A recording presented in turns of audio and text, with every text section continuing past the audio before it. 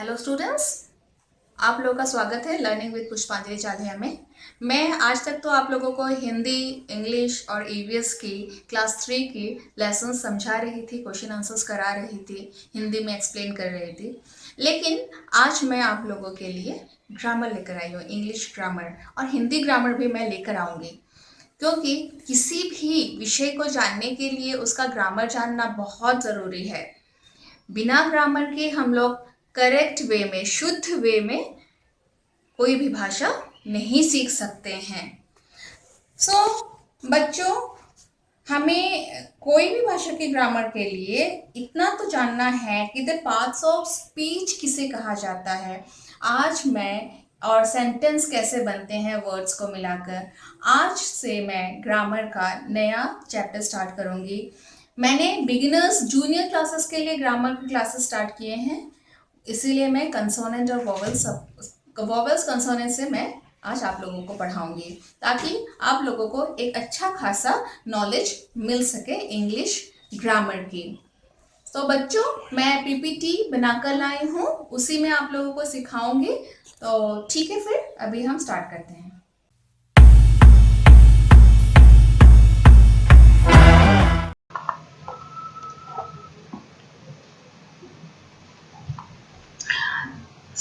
Students, मैं आज अपना पीपीटी लेकर आई हूँ, English grammar for class 1 to 5। किसी भी लैंग्वेज को जानने के लिए हमें इंग्लिश उस लैंग्वेज का ग्रामर जानना बहुत ज़रूरी है। तो पहले मैं आपको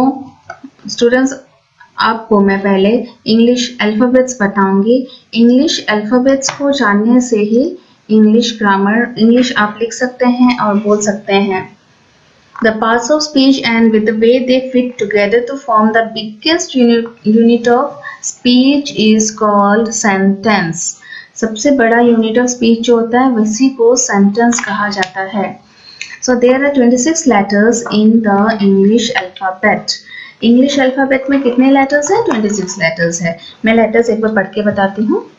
A, B, C, D, E, F, G, H, I, J, K, L, M, N, O, P, Q, R, S, T, U, V, W, X, Y, Z.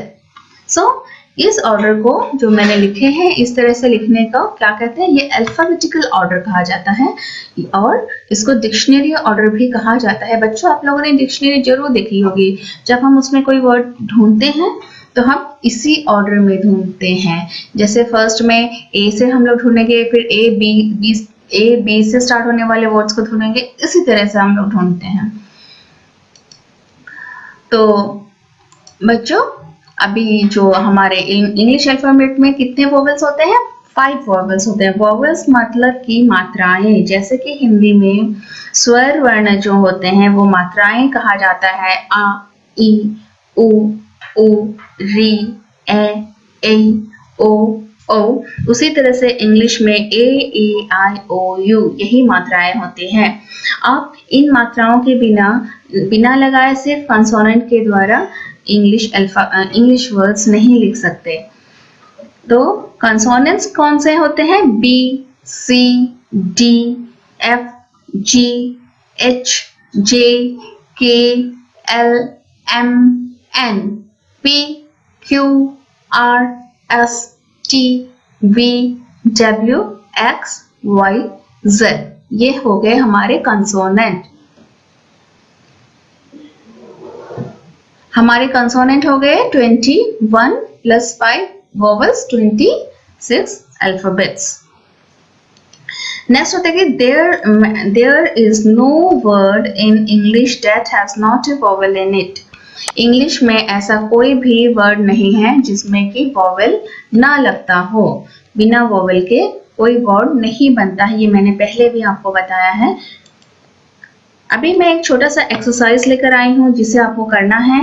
इसको करने से आपको एक बार में वोवेल और कंसोनेंट किसे कहते हैं यह आपको पता चल जाएगा।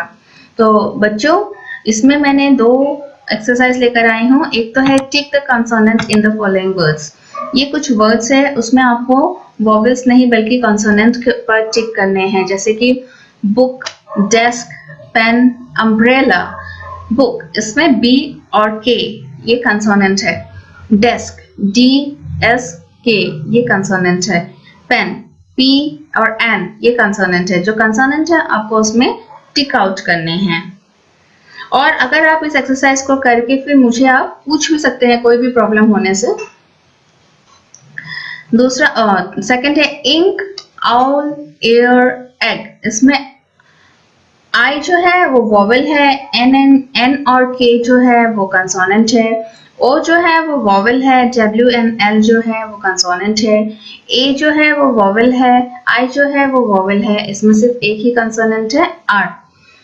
ई, एग में ई जो है वो वॉवेल है, जी और जी कंसोनेंट है। Fill in the blanks with correct vowels. Correct vowels डालकर इसमें फिल अप करना है आपको। ये सेंटेंस क्या बनेगा आपको जरूर पढ़ने से पता चल जाएगा। मैं पढ़ के बताती हूँ। My father is a teacher. इसमें father, A F A T H E R, father is a teacher, T E A C H E R, teacher. Mohan came home yesterday. Mohan घर आया है कल, तो came, C A M E, came, H O M E, home, yesterday, y e s t e r d a y, yesterday. Misha played with a doll. Misha played, p l a y e d, played, w I t h, with a d w l, doll. We are flying kites. We are, a r e r f l y i n g, flying, k i t e s, kites. बच्चों मेरे ख्याल से ये करने से आपके लिए काफी है। ज्यादा भी मैं नहीं देना चाहती हूँ कि आपको खेलना भी है, स्कूल के भी बहुत काम होंगे। For next class I will bring noun with exercise. तो नेक्स्ट क्लास में मैं आप लोगों के लिए नाउन लेकर आऊंगी और उसके भी कुछ एक्सरसाइज लेकर आऊंगी जो आपको करने पड़ेंगे। तो बच्चों आज के लिए इतना ही, धन्यवाद।